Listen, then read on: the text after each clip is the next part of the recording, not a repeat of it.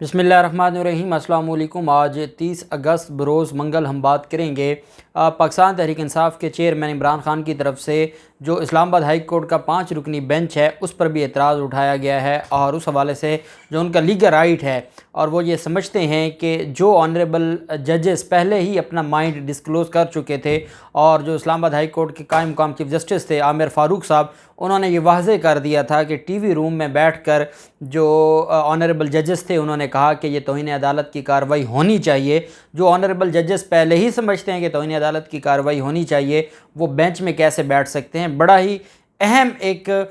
Point उठाया गया है, नुक्ता उठाया गया, उसकी तफसील भी मैं आपके साथ शेयर करूँगा। और साथ हम बात करेंगे शहबाज गिल का जो मुकदमा था उसमें जो फ़ैसला आया है, जो दरख्वास्त ज़मानत खारिज हुई है और ये 11 सफ़ात पर मुश्तमिल फ़ैसला है और बड़ा दिलचस्प फ़ैसला है। फ़ैसले के आखिर में लिखा गया है कि 11 सफ़ात पर मुश्तमिल फ़ैसला है, तमाम केस के मेरिट्स को एक एक सेक्शन को डिस्कस किया है, बुरहान मुअज़्ज़म साहब के आर्गूमेंट्स को डिस्कस किया है, रिजवान अब्बासी साहब जो कि प्रोसिक्यूटर थे, स्पेशल प्रोसिक्यूटर, उनके आर्गूमेंट्स को डिस्कस करने के बाद कहा कि ये जो फ़ैसला है ये मेरिट के ऊपर नहीं है, ये टेंटेटिव असेसमेंट है और इसका केस के मेरिट से लेना देना नहीं होगा। और वो ये कहना चाहते हैं कि अगर हम अपनी कानून की ज़ुबान में कहें कि ये फरमाइशी फ़ैसला है, बाकी इस फ़ैसले का जो केस का ट्रायल होगा उसके मेरिट पर असर नहीं पड़ेगा। 11 सफ़ात का फ़ैसला हो और ऑनरेबल जज आखिर में ये फरमाएं कि ये जो असेसमेंट है ये टेंटेटिव असेसमेंट है और ये आर्जी असेसमेंट है और इसका केस के मेरिट पर फ़ैसला नहीं होगा। इससे बढ़कर मैं ये समझता हूँ कानून का तालिब इल्म होने के नाते कि इससे बढ़ के नाइंसाफ़ी क्या हो सकती है कि आप एक केस को डिस्कस करें, आप उसमें सारी चीज़ों को डिस्कस करें, आप एक मुलज़िम का जिसके बारे में अभी केस में कोई शवाहिद मौजूद नहीं है और जिसका जो मामला है उसमें mala fidely on the part of the prosecution and complainant वाज़े है और आप उसका फ़ैसला जारी फरमा रहे हैं और उस फैसले में आप आखिर में ये फरमाते हैं। ये जो फ़ैसला है ये ऑनरेबल जो जज साहब हैं उन्होंने FIR नंबर है 691 डेटेड 9/8/2022, ज़फ़र इकबाल साहब हैं, एडिशनल सेशन जज इस्लामाबाद हैं और जो ऑफेंसेस हैं under section 124A, 120, 131, 153, 153A, 505, 506, 120B, 109, 34, 121A, 201 and 121 Pakistan penal code. तो जो मैंने आपको कहा कि 10 दफ़ात लगा दी गई और इसमें कहा गया जी कि जो Malik Tariq Mahmood Noon advocate on behalf of petitioner और फिर इसके अलावा जो बाकी रिजवान अब्बासी साहब थे, राजा रिजवान अब्बासी, वो स्पेशल प्रोसिक्यूटर थे और इसमें जो मेन पिटिशनर के कौंसल थे वो बुरहान मुअज़्ज़म साहब थे। उन्होंने कहा जी ये मुकदमा हुआ और मुलज़म को गिरफ़्तार किया गया और 8/8/2022 को एक प्रोग्राम था जो ब्रॉडकास्ट हुआ ARY न्यूज़ चैनल पर और उसमें शहबाज गिल जो पिटिशनर है उसकी तरफ से ये कहा गया, उसको एज ए गेस्ट वहाँ बुलाया गया था और उन्होंने आके फिर वो सारी तहरीर भी लिखी उर्दू में कि जो शहबाज गिल की तरफ से कहा गया। अब ऑनरेबल जज साहब अपने फ़ैसला के पैरा नंबर 9 में लिखते हैं कि accused is a leader of a national level of a popular party and he has not made the statement in indoor meeting. Statement of the accused is sessional which is sufficient for disturbing harmony and discipline in the most respected institution of Pakistan Army। कि ये जो sensational जो statement है और ये जो अक्यूज़ड है उसने इंतहाई जो जिनको आप कह सकते हैं सेंसिटिव मामलात हैं और हमारे मुल्क का सबसे जो काबिल इज़्ज़त इदारा है पाक आर्मी का, उसके हवाले से ये बात की है और ये गुस्ताखी की है और उसमें ये बगावत की कोशिश की गई है। और आगे कहा opinion express by the accused is not in public interest and integrity of the country, law does not provide that an accused shall become invariably entitled to grant of bail in every case. उन्होंने कहा जी कि ज़रूरी नहीं है कि हर case में मुलज़म को ज़मानत दी जाए क्योंकि ये स्पेशल केस है और इसमें कोई ऐसी चीज़ नहीं है कि कोई अवाम के मफाद आमा में बात नहीं की गई, अवाम के ख़िलाफ़ बात की गई। और इस वजह से ये जो फ़ैसला है, इस फ़ैसले के मुताबिक ये जो मुलज़िम है क्योंकि ये लीडर था एक बड़ी जमात का और इसने किसी इंडोर मीटिंग में ये बात नहीं की बल्कि मीडिया पर ये बात की है। और जो ऑनरेबल हमारा इदारा है अदालत ने अल्फाज लिखे हैं कि उसके हवाले से जो स्टेटमेंट दी गई है वो इंतहाई अफसोसनाक है। इस वजह से ये जो पिटिशनर हैं ये इस काबिल नहीं है कि इनको रिलीफ दिया जाए। एक बड़ा अहम सवाल ये था कि सेक्शन 196 CRPC के तहत कोई भी ऐसा ऑफेंस जो रियासत के ख़िलाफ़ हो उसके लिए आपको परमिशन लेनी पड़ती है फेडरल गवर्नमेंट की या प्रोविंशियल गवर्नमेंट की। और ये 196 में लिखा हुआ है कि ये वही 196 में CRPC ज़ाब्ता फ़ौजदारी के तहत कार्रवाई कर सकता है कि जब रियासत के ख़िलाफ़ कोई बात हो या रियासत के ख़िलाफ़ कोई ऑफेंस किया जाए तो उसमें अगर वफाकी हुकूमत या वफाकी हुकूमत किसी को ऑथोराइज़ करे या सूबाई हुकूमत या सूबाई हुकूमत किसी को ऑथोराइज़ करे वही ये केस दायर करवा सकता है।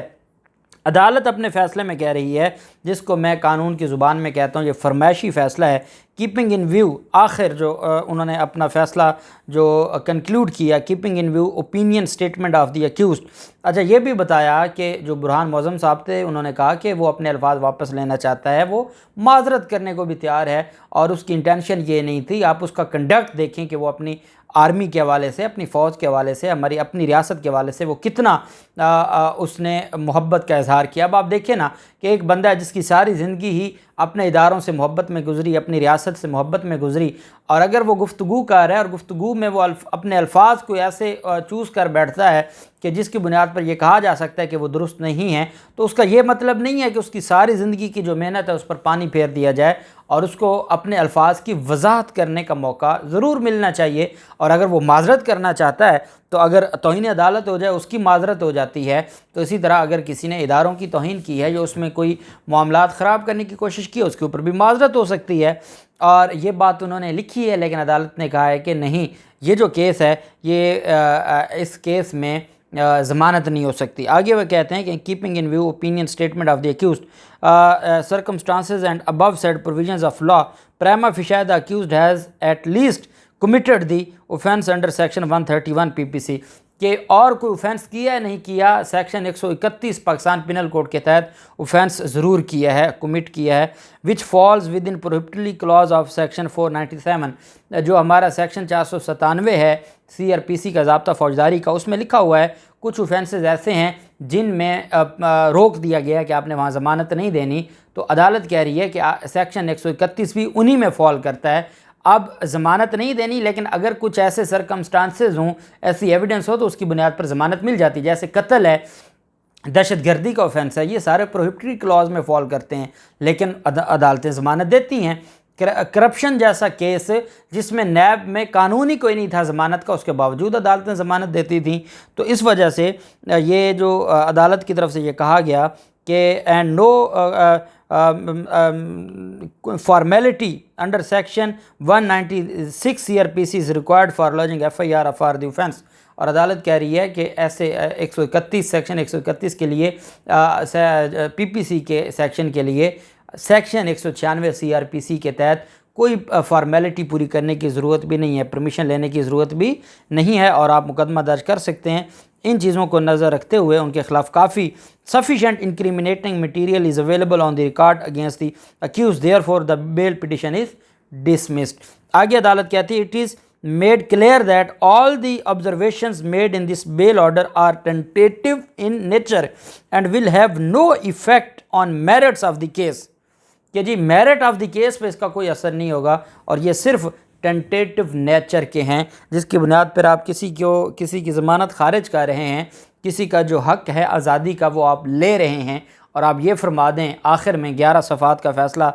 लिखने के बाद 8 सफ़ात का फ़ैसला और 11 इसमें पैराग्राफ हैं, और आप आखिर में फरमा दें कि नहीं, इसमें आपने मेरिट के ऊपर ये केस डिस्कस नहीं किया गया, जबकि सारा मेरिट डिस्कस कर दिया जाए तो फिर चीज़ें आइन और कानून के मुताबिक नहीं रहती। बहरहाल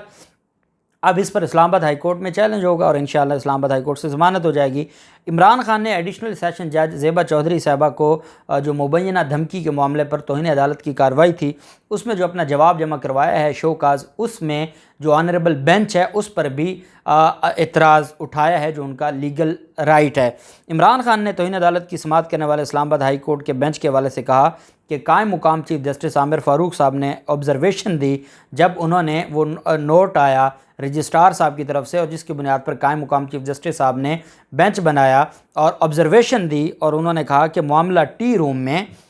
जो जजेस का टी रूम है, चाय का कमरा, वहाँ पर ये मामला ज़ेर बहस आया। ज़ेबा चौधरी साहिबा के हवाले से इमरान खान की तकरीर का जो मामला है वो ज़ेर बहस आया, और ऑब्ज़रवेशन में कहा गया कि तमाम साथी जजेस ने तौहीन अदालत की कार्रवाई पर इत्तफ़ाक़ किया कि जो वहाँ पर जजेस मौजूद थे उन्होंने कहा कि तौहीन अदालत की कार्रवाई होनी चाहिए। अब जब आप किसी को शोकाज़ नोटिस जारी करते हैं तो आप उसको कहते हैं कि आप आएँ और अदालत को बताएं कि क्यों ना आपके ख़िलाफ़ तौहीन अदालत की कार्रवाई शुरू की जाए। वो कहते हैं कि एक तरफ तो ये फरमाया जा रहा है कि क्यों ना आपके ख़िलाफ़ तौहीन अदालत की कार्रवाई शुरू की जाए, दूसरी तरफ ऑब्ज़रवेशन में कायम मुकाम चीफ जस्टिस साहब फरमाते हैं कि तमाम जजेस ने कहा कि तौहीन अदालत की कार्रवाई होनी चाहिए। तो फिर वो आगे क्या उसकी बात को सुनेंगे या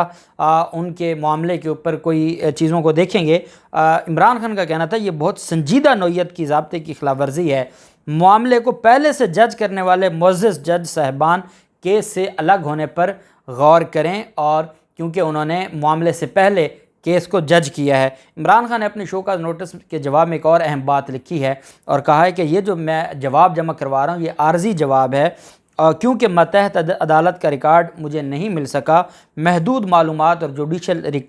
महदूद जुडिशल रिकॉर्ड की बुनियाद पर जवाब तैयार किया है कि अगर अल्लाह ना करे जो अदालत की तरफ से मामलात आगे चलते हैं ट्रायल की तरफ, तो उन्होंने अपने लिए वो रास्ता भी सेव रखा है कि वो अगर दोबारा डिटेल जवाब जमा करवाना चाहें मेरिट के ऊपर तो वो भी करवा सकते हैं। उन्होंने कहा कि ये आर्जी जवाब इसको समझा जाए, और उसकी वजह यह है आर्जी जवाब की कि अभी हमारे पास डॉक्यूमेंट्स मुकम्मल नहीं थे, और इस वजह से इस जवाब को आर्जी जवाब समझा जाए। और साथ कहा कि वो जजेस, और ये ज़ाब्ते की खिलाफ वर्जी है कि जिन्होंने मामले से पहले केस को जज किया है वो इस बेंच से अलग होने पर भी गौर करें। ये अपने जवाब में इमरान खान की तरफ से लिखा गया। अब देखते हैं कल क्या होता है। जो भी तफसीलात होंगी आप साथ शेयर करते रहेंगे। अल्लाह पाक पाकिस्तान कामयाब नासिर हो। बहुत शुक्रिया। अल्लाह हाफिज़। पाकिस्तान जिंदाबाद।